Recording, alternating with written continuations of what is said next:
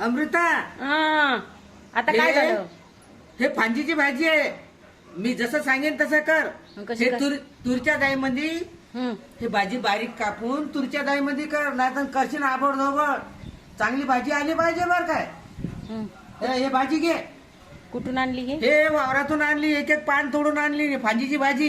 हे तर- हे पाय किती सुंदर आहे, ताजी लट भाजी आहे लगे. हे तर दसऱ्याला वाटते ते पानं दिसत आहे. नाही नाही नाही, म्हणशील तशीच म्हणशील मावले. हे फांजीची भाजी आहे, वाऱ्या नाही उडून राहिली इकडे तिकडे.